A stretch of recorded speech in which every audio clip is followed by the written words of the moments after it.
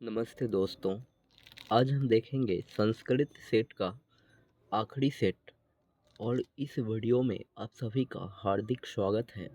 आज हम देखेंगे संस्कृत का सेट नंबर 3 और ये हमारा आखिरी सेट है और आखिरी बार है, ठीक है। और यहाँ से जो है क्वेश्चन लड़ने का संभावना पूरी तरह, यदि आप तीनों सेट को कंप्लीट करके जाते हो तो यहाँ से पूरा क्वेश्चन आने की संभावना है, ठीक है। तो वीडियो अच्छा लगे तो आप सभी को लाइक करना है, चैनल को सब्सक्राइब करना है और इस वीडियो को अपने दोस्तों के साथ क्या करना है तो शेयर करना है। चलिए वीडियो की शुरुआत करते हैं। पहला प्रश्न की यदि हम बात करेंगे तो पहला प्रश्न हमारा कहता है आर्य समाज की स्थापना किस नगर में हुआ था। तो आर्य समाज की स्थापना ऑप्शन नंबर सी मुंबई में हुआ था। उसके बाद यदि हम बात करेंगे आर्य समाज की स्थापना किन्होंने किया था, तो स्वामी दयानंद ने किया था, ठीक है। और आर्य समाज की स्थापना कब किया गया, तो 1875 में किया गया। किस शहर में किया गया, तो आर्य समाज की स्थापना मुंबई में किया गया। कहाँ किया गया, मुंबई में किया गया। अगला प्रश्न की यदि हम बात करेंगे, प्रश्न संख्या 2 कह रहा है स्वामी दयानंद का जन्म किस गांव में हुआ था। तो स्वामी दयानंद का जन्म ऑप्शन नंबर बी टंकारा में हुआ था। आगे यदि हम बात करेंगे तो स्वामी दयानंद का जन्म गुजरात राज्य में हुआ था। यदि आपसे राज्य पूछेगा तो गुजरात राज्य हो जाएगा। यदि आपसे गांव पूछेगा तो ये टंकारा गांव हो जाएगा, क्योंकि टंकारा गांव किस राज्य में पड़ता है, तो ये गुजरात राज्य में पड़ता है। स्वामी दयानंद का जन्म टंकारा गांव में हुआ था। यदि हम बात करेंगे इनका जन्म कब हुआ, तो 1824 में हुआ। यदि हम बात करेंगे इनका मृत्यु कब हुआ, तो 1883 में हुआ था। कब हुआ था, 1883 में हुआ था। अगला प्रश्न की यदि हम बात करेंगे, प्रश्न संख्या 3 कह रहा है मूल शंकर किनका बचपन का नाम है। तो ये स्वामी दयानंद के बचपन का नाम मूल शंकर है। क्या है, मूल शंकर है। यदि हम अन्य बात करेंगे, स्वामी जी बचपन से ही मूर्ति पूजा के विरोधी थे। किनके विरोधी थे, तो मूर्ति पूजा के विरोधी थे, ठीक है। तो इसको याद रखना है। स्वामी जी किसके विरोधी थे, तो मूर्ति पूजा के विरोधी थे। स्वामी जी एक महान समाज सुधारक थे, क्योंकि इन्होंने समाज में प्रचलित विभिन्न कुरीतियों का अंत किया, ठीक है। अगला प्रश्न की बात करेंगे यदि हम, तो स्वामी दयानंद के बचपन का नाम क्या था, तो ये मूल शंकर था। यदि हम अगला प्रश्न की बात करेंगे, प्रश्न संख्या 4 कह रहा है स्वामी दयानंद के माता पिता किसके उपासक थे। तो ये शिव भगवान के उपासक थे, ठीक है। और शिव के उपासक को क्या कहा जाता है, तो शिव के उपासक को कहा जाता है शैव। क्या कहा जाता है, शैव कहा जाता है। आगे हम बात करेंगे, स्वामी जी के माता पिता शिव भगवान के उपासक थे और शिव के उपासक को हम शैव कहते हैं। क्या कहते हैं, शैव कहते हैं। और विष्णु भगवान के उपासक को क्या कहते हैं, तो इसको वैष्णव कहा जाता है। अगला प्रश्न की यदि हम बात करेंगे, प्रश्न संख्या 5 कहता है स्वामी दयानंद का निधन कब हुआ। तो ये हुआ ऑप्शन नंबर बी 1883 में। स्वामी दयानंद का जन्म कब हुआ था, तो ये 1824 में हुआ था। और स्वामी जी का यदि पूरा नाम पूछेगा तो स्वामी दयानंद सरस्वती। क्या नाम था, तो स्वामी दयानंद सरस्वती। और स्वामी जी वैराग्य होकर कहाँ चले गए थे, मथुरा चले गए थे। आपको बताना है मथुरा में स्वामी दयानंद का भेंट किस गुरु से होता है, जिनसे इनको दीक्षा की प्राप्ति होती है, ठीक है। अगला यदि हम बात करेंगे तो स्वामी दयानंद जी का मृत्यु कब होता है, तो 1883 में होता है। अगला बात कहता है सत्यार्थ प्रकाश पुस्तक की रचयिता कौन है। तो सत्यार्थ प्रकाश पुस्तक के रचयिता हैं option number A Swami Dayanand Saraswati. Satyarth Prakash Swami ji की पुस्तक थी। स्वामी जी नारी शिक्षा को बढ़ावा दिए थे। किस शिक्षा को बढ़ावा दिए थे, नारी शिक्षा को। और इन्होंने बाल विवाह को बंद कराया और विधवा विवाह को बल प्रदान किया।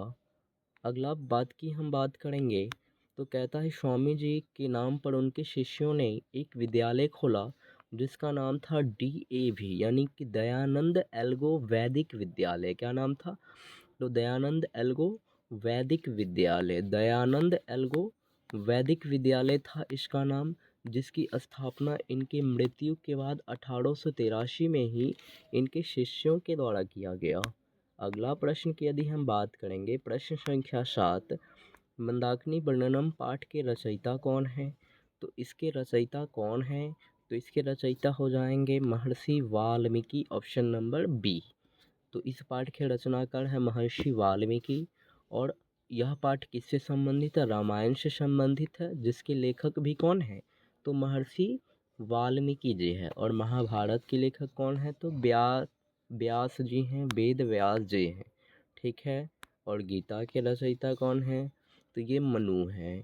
अगला प्रश्न की यदि हम बात करेंगे, प्रश्न संख्या 8 कह रहा है कि रामायण पाठ के रचनाकार कौन है? तो रामायण पाठ के रचनाकार भी हैं महर्षि वाल्मीकि। रामायण के रचनाकार कौन है? महर्षि वाल्मीकि। और रामचरितमानस के रचनाकार कौन है? तो तुलसीदास हैं। रघुवंश काव्य के लेखक कौन है? तो ये कालिदास हो जाएंगे। ठीक है। और कालिदास को संस्कृत का आधार स्तंभ कहा जाता है। ठीक है। प्रश्न पंचतंत्र की लेखक की बात करेंगे तो हम इसके लेखक हैं विष्णु शर्मा जी। कौन है? विष्णु शर्मा जी हैं। अगला प्रश्न की यदि हम बात करेंगे, प्रश्न संख्या 9, मंदाकिनी नदी किस पर्वत के निकट बहती है?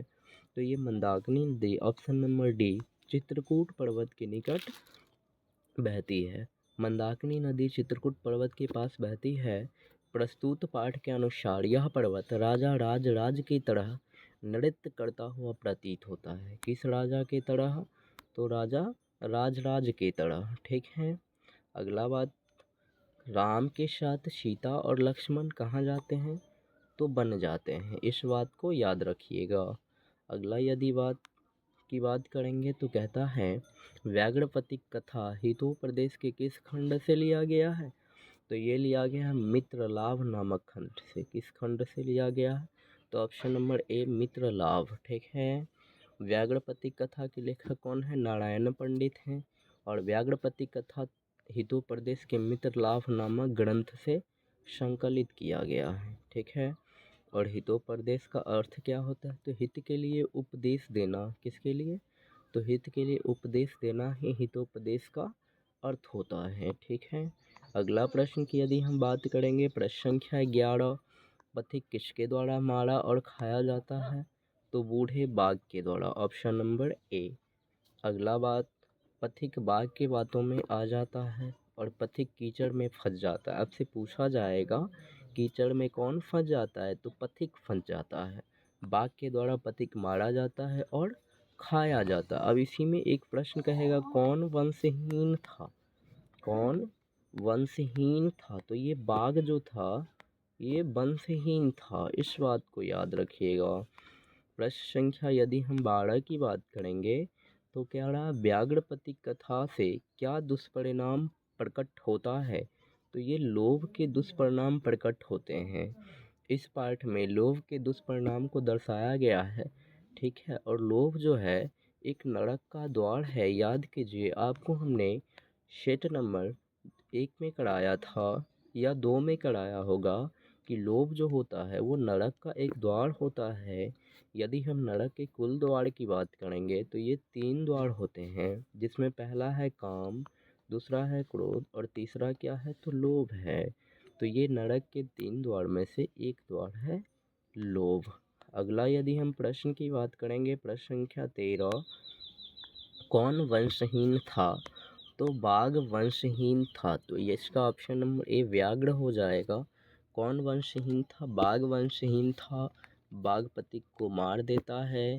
बाघ के पास एक सोने का कंगन होता है जिसके लोभ में पथिक फंस जाता है। और इस पाठ में इसी लोभ के दुष्परिणाम को दर्शाया गया है। बाघ क्या है? तो एक हिंसक प्राणी है। अगला प्रश्न की यदि हम बात करेंगे, प्रश्न संख्या 14, दुराचारी कौन था? तो ये ऑप्शन नंबर डी, बाघ दुराचारी था। बाघ क्या था? दुराचारी था। और बाघ दानी था, तो पूछा जाएगा व्याघ्रपति कथा में कौन दानी था।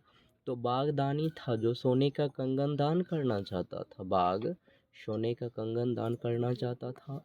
इस पार्ट से हमें क्या शिक्षा मिलती है, तो हमें लोभ नहीं करना चाहिए। क्या शिक्षा मिलती है, तो इस पार्ट से हमें शिक्षा मिलती है कि हमें क्या नहीं करना चाहिए, तो हमें लोभ नहीं करना चाहिए। ठीक है।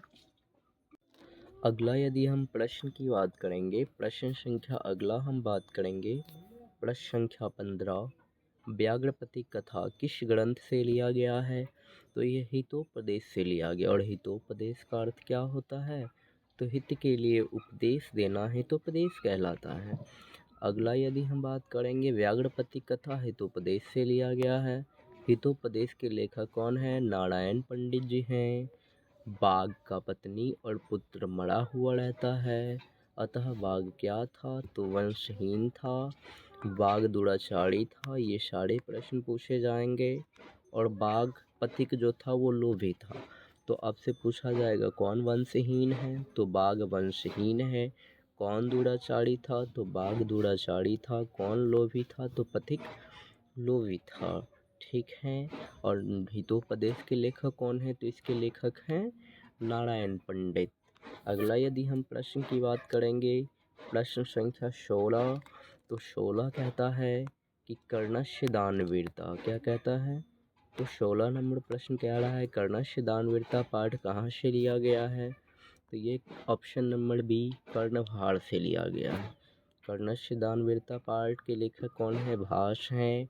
और ये कर्णभार से लिया गया है। कर्णस्य दानवीरता कहाँ से लिया गया है, कर्णभार से लिया गया। और कर्णभार भी किसके रचना है, तो भास की रचना है। भास के कुल 13 नाटक हैं, जिनमें से एक नाटक कौन है, तो ये कर्णभार हैं। ठीक है। एक नाटक कौन है, तो कर्णभार है। यह भी क्या है, एक नाटक है। अगर हम प्रश्न संख्या 17 की बात करेंगे, तो 17 नंबर कह रहा है शौर्यपुत्र कौन था, तो शौर्य का पुत्र था कर्ण। ऑप्शन नंबर सी हो जाएगा। शौर्य किसका पुत्र था, कर्ण का पुत्र था। माता कौन थी, तो कुंती थी। और कर्ण के पास एक कवच कुंडल था। कवच कुंडल कर्ण की रक्षा कर रहा था, अंगरक्षक था। कवच कुंडल कर्ण का क्या था, अंगरक्षक था। तो अब देखो इतना ज़्यादा आपको कंटेंट दिया जा रहा है एक प्रश्न के साथ, इतना ज़्यादा जो है अन्य बातें। ठीक है। तो आपको क्या करना है, एक एक बात को कॉपी में नोट करते चल जाना है। कॉपी में नोट करना है और देखना सारे प्रश्न यहीं से रहेंगे। जितने भी प्रश्न आपके एग्ज़ाम में पूछे जाएंगे सारे यहीं से रहेंगे। और यदि आप चाहते हैं कि ये आपको स्क्रीन PDF आपको अवेलेबल करा दिया जाए, तो स्क्रीन PDF आपको डिस्क्रिप्शन बॉक्स में टेलीग्राम का लिंक दिया होगा। उस टेलीग्राम लिंक पर जाना है, टेलीग्राम पर ग्रुप ज्वाइन कर लेना है और वहाँ से ये PDF ये PPT आपको अवेलेबल हो जाएगा। तो इसे आप अपने फ़ोन में भी सेव कर सकते हो। चलिए अगला प्रश्न की यदि हम बात करेंगे, प्रश्न संख्या 18। तो प्रश्न संख्या 18 कहता है कवच कुंडल किसको कर्ण दे देता है, तो ये इंद्र को दे देता है। Option number A. Arjun Indra का पुत्र है, कर्ण शौर्य का पुत्र है।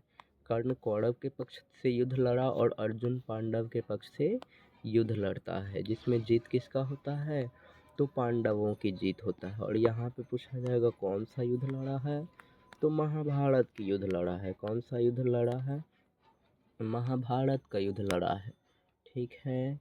अगला यदि हम प्रश्न की बात करेंगे, प्रश्न संख्या 19 कहता है विश्व अशांति के कितने कारण हैं, तो ये 2 कारण हैं। कौन कौन, तो विश्व अशांति के 2 कारण हैं। पहला द्वेष, दूसरा असहिष्णुता। ठीक है। तो ये 2 अंक का भी प्रश्न पूछता है, तो इसको याद रखना। अगला बात, राज्यों के बीच परस्पर क्या चल रहा है, तो शीत युद्ध चल रहा है। परोपकार को अशांति का परोपकार को शांति का क्या कहा जाता है, तो सूर्योदय कहा जाता है। अगला यदि हम आज का लास्ट प्रश्न की बात हम करेंगे, तो प्रश्न देखो छंद के रचयिता कौन है, तो छंद के रचयिता हो जाएंगे आपको पिंगल। कौन हो जाएंगे, पिंगल। ऑप्शन नंबर सी छंद के रचयिता कौन हो जाएंगे?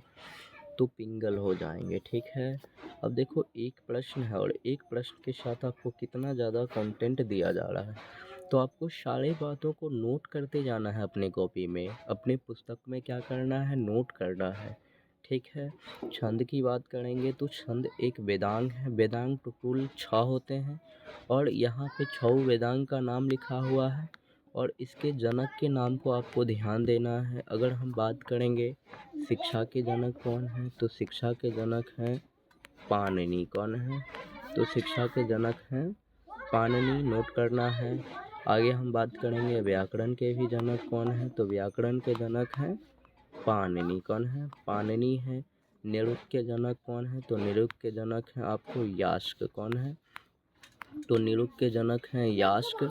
ठीक है, छंद के लेखक कौन है, तो छंद के लेखक हमने बताया आपको पिंगलाचार्य हैं, पिंगल हैं। ज्योतिष के लेखक कौन है, तो ज्योतिष के लेखक हैं लगधर। कौन है?